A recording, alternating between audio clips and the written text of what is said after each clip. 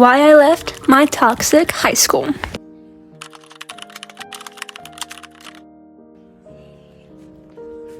Hey, Divas. So all of this started in September of 2020, and my medically fragile self, yes, I am legally medically fragile, caught something. Probably COVID, because once again, yes, 4 or 5 years later, I am still undiagnosed, and it all went drastically, horribly downhill. So we are going to do an Aztec face mask while we talk the bare bones, because there is copious amounts of tea for another day, but we need to lay the foundation first.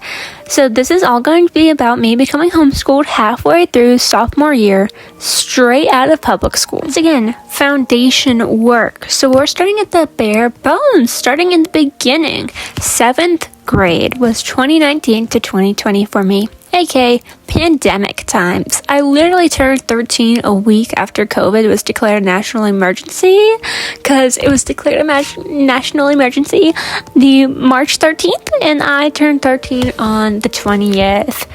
Rough.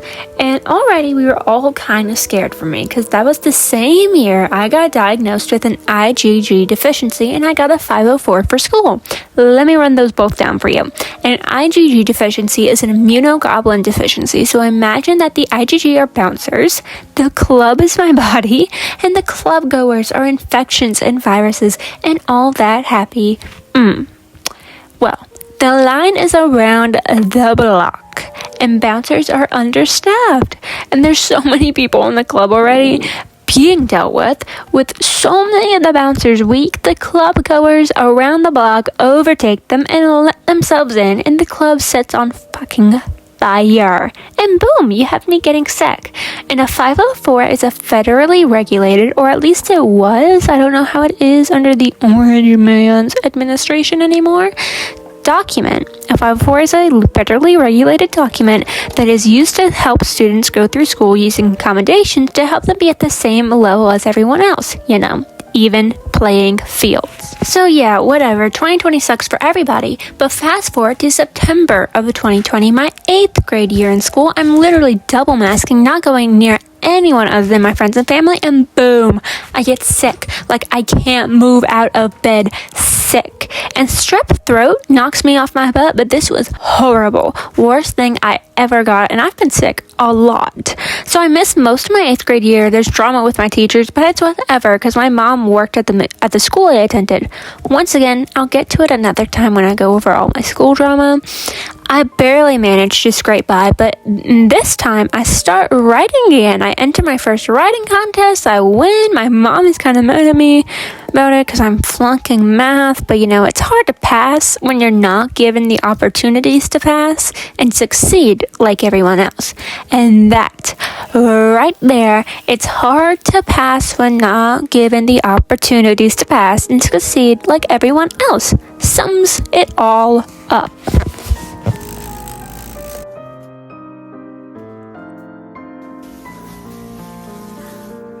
Okay, little intermission over. Freshman year, I'm feeling a little bit better, still sick, and I still walk with a limp because guess what? I developed neuropathy. How fun. But every day, by about the halfway point, I'm embarrassed by the looks I get for my walk.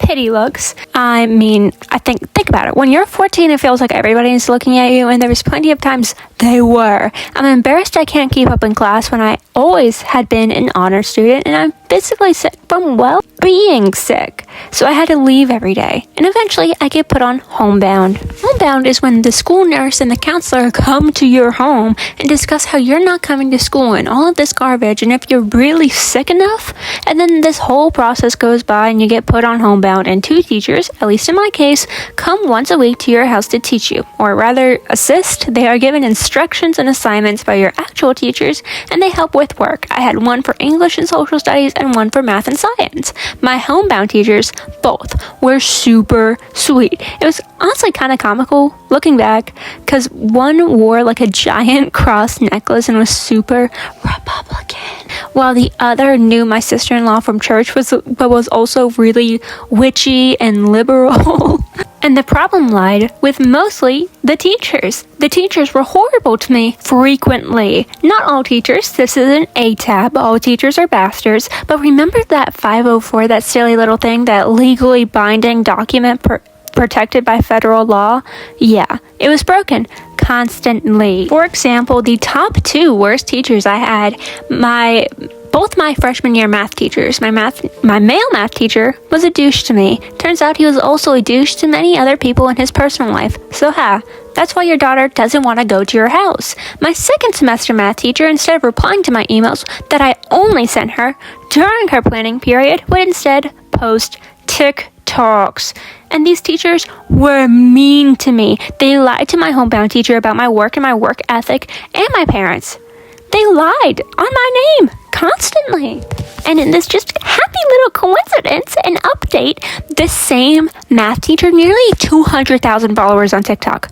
I am too petty to be seeing her fucking face on my For You page. She came up on my For You page. I nearly screamed, "Awooga jump scare." Like, seriously, you let it be known I hold a grudge. I hold a grudge. Do you see this clip of me? This is after an hour-long crash out. Like, literally posting on my story, hour-long crash out, because she came up on my For You page. I was milliseconds away from leaving a hate comment. Like, if you did not give me any grace for my disability, you get none for your ability to be a bitch. Anyways, no apologies for me being so mean to her either. I hope her bed is as hot and sweaty as Satan's armpit. Back on track, y'all. Remember how I was talking about how that 504 was broken constantly? There was 2 things I really needed. One of which was extended time. Because it's hard to do work when you're in so much physical pain all of the time. It's hard to sit up. You can't walk to a table to work without falling or passing out. You're depressed because of school and being sick and isolated, and you're not sleeping because you're in pain and you're not tired and depressed. Rough combination. And when I say extended time, I don't mean forever or a month. I've been sick all of my life and I have always done the work. I just need an extra week or a day. And another accommodation was reduced workload, which, by the way, they all signed off to this because there is a 504 meeting where the teachers who want to show up will show up. Judgment of their character, and go over it with you and your guidance counselor, and it is all doctor and guidance counselor recommended and signed off, and they fought these accommodations like crazy. So after this cycle of bad teachers repeating for all of freshman year and into my sophomore year, which I only attended in person for 1 day. Halfway through the school year, my parents took me out of that roach-infested, both physically and metaphorically, public school. It was a combination of teachers, new administration who enabled this ableist, unprofessional, and rude behavior and defended it and tried to tell us how it worked, even though my mama knew better and had the documents and people, head in charge people, to prove it. And by no means is my homeschool experience all that much better, but it was far less mentally draining in so many ways now that I don't have to deal with belittling emails and ignorance and silent treatments, like the time my creative writing teacher sent me a very snarky email about late work. Remember that extended time accommodation I have? Remember that? Well, his wife was in the hospital giving birth to their first child. Sent me an email while his wife was in the hospital giving birth. What? Anyways, to all of my beautiful people who are still here, thank you. I love you. I hope you enjoyed, and I hope you can like and support me, and